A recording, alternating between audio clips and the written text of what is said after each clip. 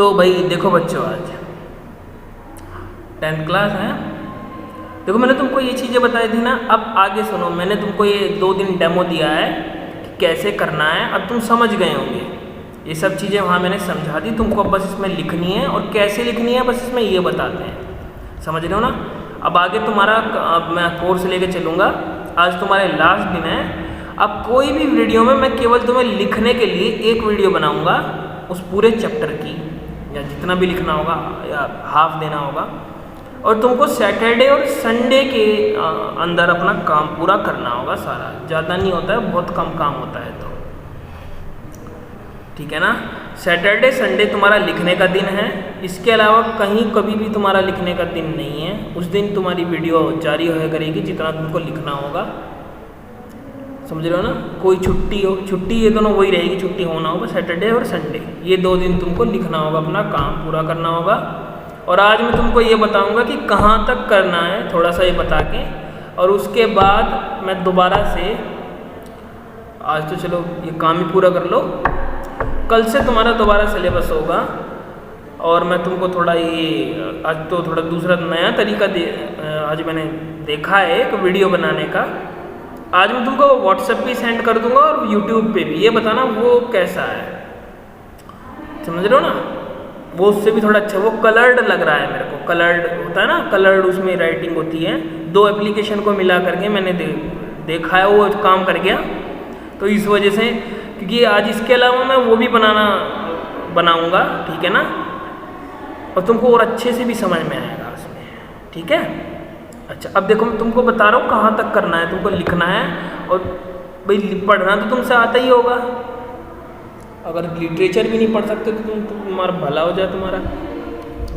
तो बिल्कुल जिसे कहते हैं कि फिर तो क्या कहूँ मैं तुमको, क्लास में तो कह देता, ऑनलाइन नहीं कह सकता, मजबूरी है।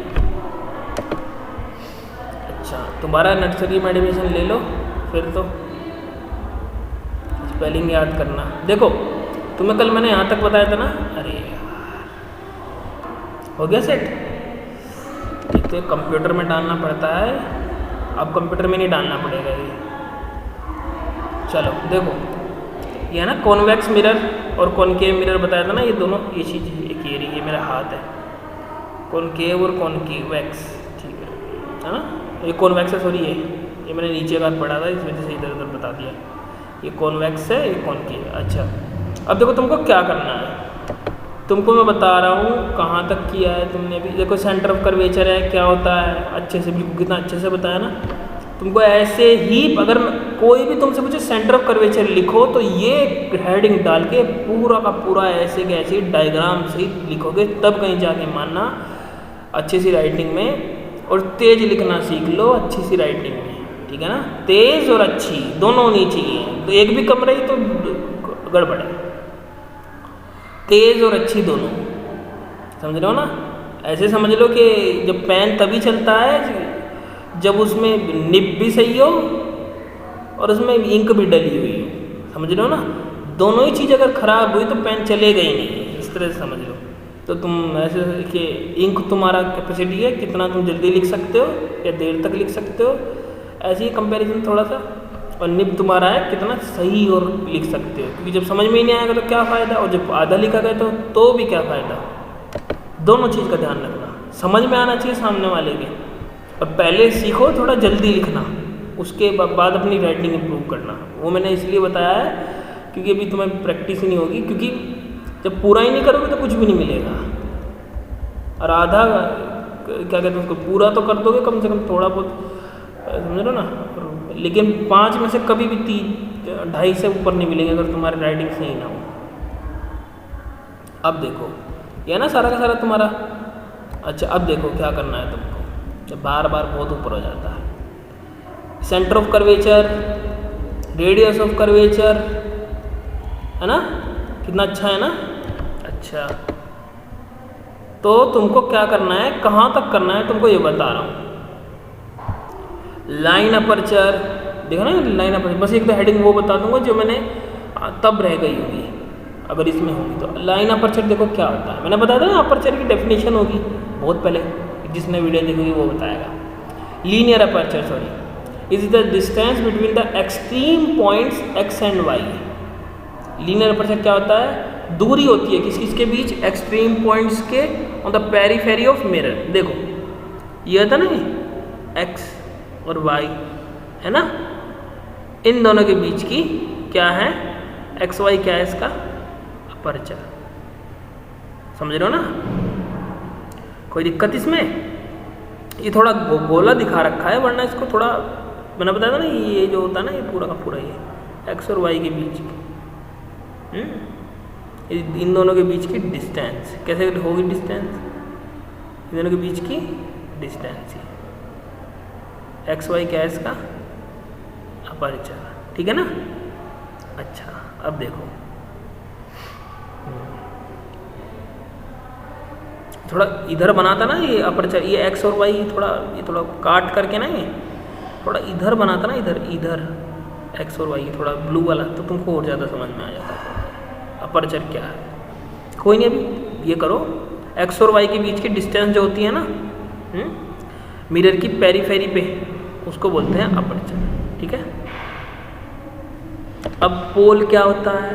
पोल मिड पॉइंट होता है अपर्चर का स्फेरिकल मिरर के। ये रहा है ना, कितना अच्छा अच्छा दे रखा है। जरूरी नहीं है तुम ब्लू ही कलर करो, समझ ना, लेकिन तुमको पेंसिल से शेड करनी आनी चाहिए कि तुम यहाँ से डॉट डॉट लगा के, और कंपास लेके जाना। जब पेपर में जाओगे यहाँ भी आओगे तो अच्छे से कंपास की बिना गोल कैसे बनेगा, ये स्पेयर कैसे लगेगा? समझ रहे हो ना मैं क्या कहना चाह रहा हूँ? तो यही तो फ़र्क है, हाथ से कैसे करोगे। मेरी सलाह है कंपास लेके जाना। ये प्रिंसिपल एक्सिस क्या होती है? डेफिनेशन पूछी तो ऐसे ही। अब सेकेंडरी एक्सिस क्या है? Is any other radial line passing through the centre of curvature other than principal axis. कोई भी रेडियल लाइन, देखो एक प्रिंसिपल एक्सिस क्या है जो कर्वेचर और पोल से पास हो रही है। अब कोई सेकेंडरी एक्सिस क्या है? कोई भी लाइन, कोई भी दूसरी रेडियल लाइन जो कि पास हो रही हो सेंटर ऑफ कर्वेचर से, प्रिंसिपल एक्सिस के अलावा। देखो मैं बताता हूँ, एक सेकंड रुको, इसके नीचे कर लो। देखो ये रही सेकेंडरी एक्सिस, समझ रहे हो ना? दिख रहा है? रेडियली मतलब एक एंगल बना करके, एक तरह से, समझ रहे हो ना?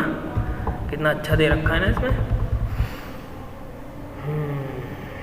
अच्छा अब देखो, मुझे उम्मीद नहीं थी इतने अच्छे निकल जाएंगे नोट्स। अब नॉर्मल क्या होती है, देखो ना कितना अच्छा अच्छा दे रखा है, सारा लैंग्वेज में दे रखा है तुम्हारी। इससे अच्छा कहाँ देगा? कहीं भी नहीं देगा इससे अच्छा। तो प्रिंसिपल फोकस क्या होता है? प्रिंसिपल एक्सिस ऐसे आई, ठीक है ना, और ये आई नहीं, वो लाइन आती है, एक मिनट को यार, ये ऊपर की हो जाता है। देखो ये रहा कॉन्वेक्स मिरर, कॉनकेव मिरर है ना तुम्हारे। कॉनकेव मिरर में यहाँ से लाइन आई, यहाँ से पास हो गई, है ना? कितना अच्छा दे रखा है, इससे पास होगी। ये लाइन आई, यहाँ से पास होगी, ये लाइन आई, यहाँ से पास होगी, ये लाइन आई, यहाँ से पास होगी। ये वैसे जो यहाँ इसके पैरेलल आती है वो ऐसे जाती है ना। तो यहाँ क्या बना होगा? फोकस, ये फोकल लेंथ है इसकी। देखो कितना अच्छा दिखा रखा है। ये इसकी कॉन्वेक्स वाले की है, सॉरी ये कॉनकेव क्यों लिख रखा है? ये गलत लिख रखा है इसमें, ठीक है ना? समझ रहे हो ना? एक मिनट,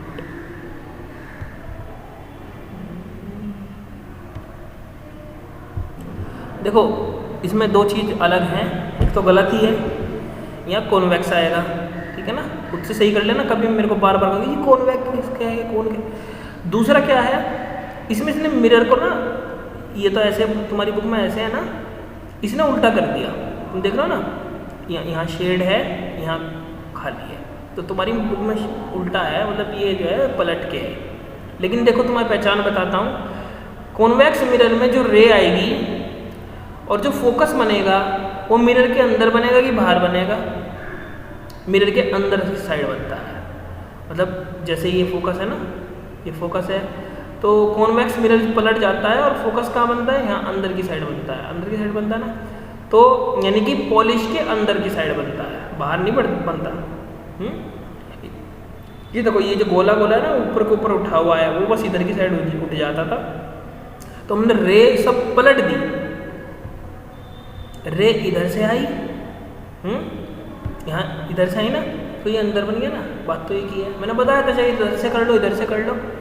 वो केस समझोगे तो 1 सेकंड में समझ में आ जाएगा, जब तुम इन दोनों के बीच का एक छोटा सा जो डिफरेंस होता है ना इधर पलटने का और उसका, वो जिसने कॉन्वेक्स मिरर पढ़ा होगा वो इसको आराम से समझ जाएगा।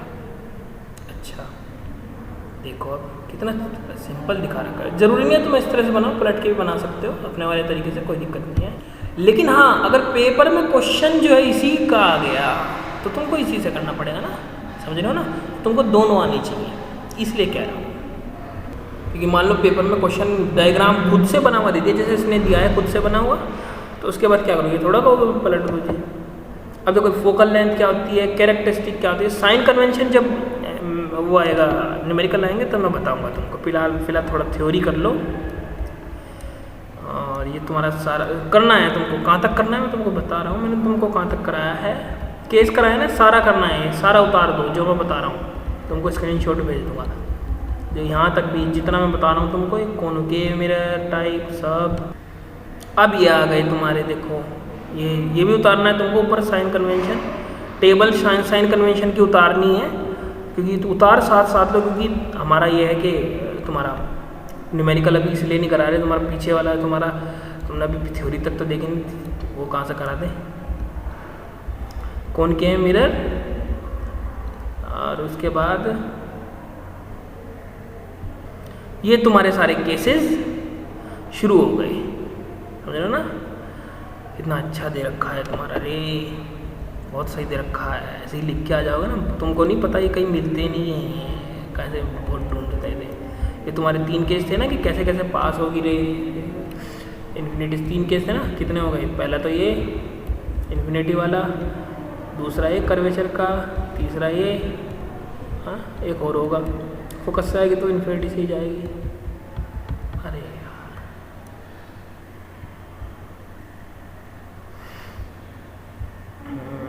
तो ये है formation of image by concave mirror. अब देखो ये पहला केस है, when the object is infinity, ऐसे ही लिखना है सेम टू सेम तुमको। अब तुमको पता लग गया, मैं आज आखिरी दिन है तुम्हारा ये लिखने विखने का जो भी सिस्टम है, इसीलिए मैं PDF में और उसमें करके रखता हूँ, क्योंकि तुम्हारे पास जो लिखने का मैटर है वो मैं दे दूंगा, समझ रहे हो ना। तो बीच में कोई गलती मुझे नहीं लगता, अगर होगी मिस्टेक थोड़ी बहुत वैसी बड़े होगी तुम, समझ रहे हो ना। तो बीच में कोई गलती करने का वो मत करना।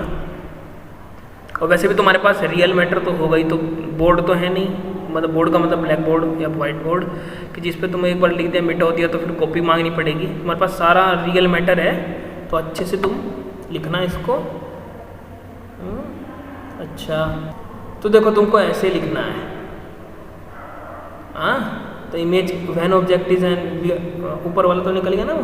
देखो पहला केस दिखा ना, ऐसे कुछ दिखा हुआ इमेज बनी। अब देखो दूसरा वाला दिखाता हूँ। जैसे मान लिया तुमको ऑब्जेक्ट कहाँ है, इज प्लेस बियॉन्ड सी, दूसरा केस ये है, तो ये ऐसे लिखना है पूरा का पूरा, इस तरह से लिखो पूरे के पूरे। कितना अच्छा है ना। हाँ ये तब आएंगे नंबर तुम्हारे, वरना नहीं आएंगे। जो मेरे से पूछ रहा था ना कैसे बनेगी, वो यहाँ से लिख लो। कोई अगर बुक भी ना लाया हो तो यहाँ से लिख लो, बहुत अच्छा है।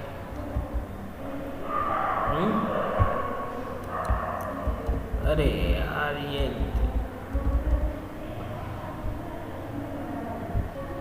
एक तुम्हारा भी आ गया, इमेज कहाँ बनेगी, बढ़ जा रहा है ना केस, सारा लिखना है तुमको सब।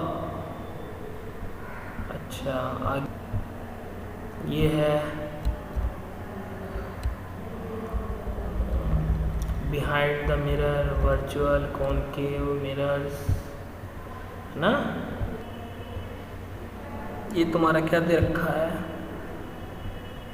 हेडलाइट ऑफ, ये मत बनाना, ये हेड जो इमेज वाले ये 3 है ना, ये हेडलाइट ऑफ कार, ये लिख लेना बस, ये लिख लेना। जो ये 3D इमेज जो है वो मत बनाना, ये वाली इसकी कॉन्सेंट्रेट, ठीक है ना। सोलर रेडिएशन के बारे में बस लिख लेना। अब देखो ये पूरे केस एक टेबल बनानी है तुमको, नहीं ये तो यूजेज है ना। अच्छा ये भी बनने हैं तुमको। अब तुमको मैंने यहाँ तक कराने के बाद कॉन्वेक्स मिरर भी बताया था। अरे यार क्या है ये, तो कॉन्वेक्स मिरर बताया था मैंने।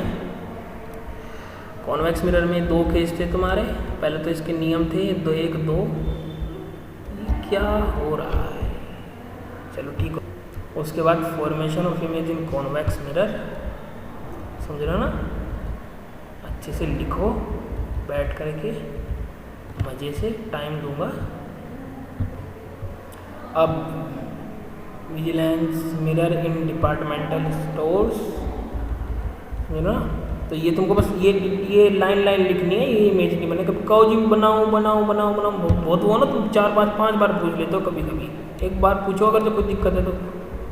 अब उसके बाद इसका साइन कन्वेंशन होगा, फिर मैग्नीफिकेशन वगैरह सब लिखना है, जहाँ तक मैंने बताया सब लिखना है।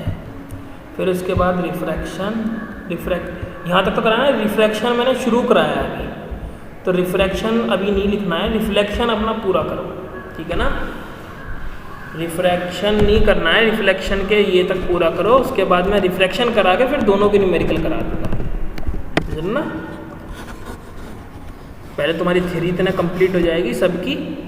चलो यहाँ तक लिखना है, देखो वर्चुअल दिख रहा है ना, वर्चुअल हाथ दिख रहा है, तो यहाँ तक मैं सारा स्क्रीनशॉट भेज दूंगा तुमको एक ही साथ।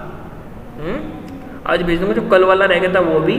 और सैटरडे और संडे को तुम्हारा लिखने का रहेगा, लास्ट बार बता रहा हूँ, पहली बार बता रहा हूँ। और आज एक और सोच रहा हूँ वीडियो दिखाऊँ तुमको, ताकि वो बताओ कैसी है। वो वाला कलर्ड भी है, बहुत मज़ेदार भी है, वो अच्छी सी लगती है। कलर्ड देखिए ना, कलर्ड पेन यूज़ होता है इसमें बनाने में, उसको आवाज़ भी आती है, कैमरा भी दिख जाता है उसमें अपना हमारा, ठीक है ना। शक्ल दिखेगी उसमें, और कुछ नहीं दिखेगा।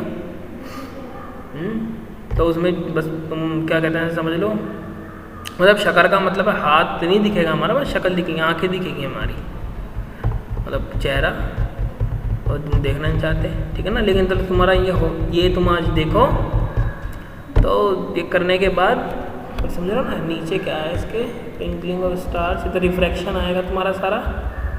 फिर रिफ्रैक्शन, क्योंकि एक साथ तुम अब सैटरडे संडे को तुम एक टॉपिक तुम्हारा अभी तक पूरा भी नहीं हुआ है, पूरा थोड़ा हो जाता, और कॉन्वेक्स रिफ्लेक्शन हुआ है बस, पूरा कहाँ हुआ है, न्यूमेरिकल रह रहे इसकी भी, समझ रहे ना। तो सब कह रहे हो दे दो नोट्स दे दो, लिखो पोतो बैठ के वहाँ पे अपना कॉपी में, आराम से बैठ के टाइम दूंगा तुमको, आराम से लिखो बैठ के। अभी टाइम काफ़ी है तुम्हारे पास लिखने के लिए, बारिश भी हो रही है, सब कुछ हो रहा है, समझ रहे हो ना।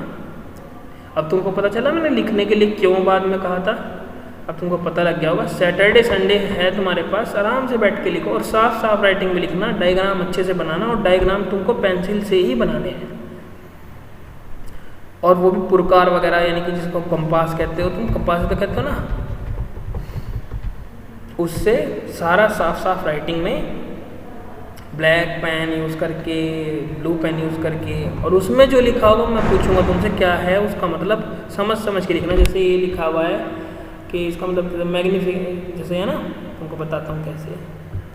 जैसे तुमने कॉपी में ही लिखा formation of image in convex mirror, sorry, तो मैंने पूछूंगा इसका मतलब क्या, तुम कहोगे इमेज का फॉर्मेशन कॉन्वेक्स मिरर के थ्रू बताने हुआ है इसमें। तो व्हेन ऑब्जेक्ट, इसका मतलब क्या है कि ऑब्जेक्ट प्लेस होता है इन्फिनिटी और पोल के बीच की, जैसे इन्फिनिटी और पोल के बीच होता है, इस तरह से करके, है ना। इमेज कैसी बनेगी, कहाँ बनेगी, formed between the pole and the, ये इमेज ये बन रही है पोलर फोकस के बीच में।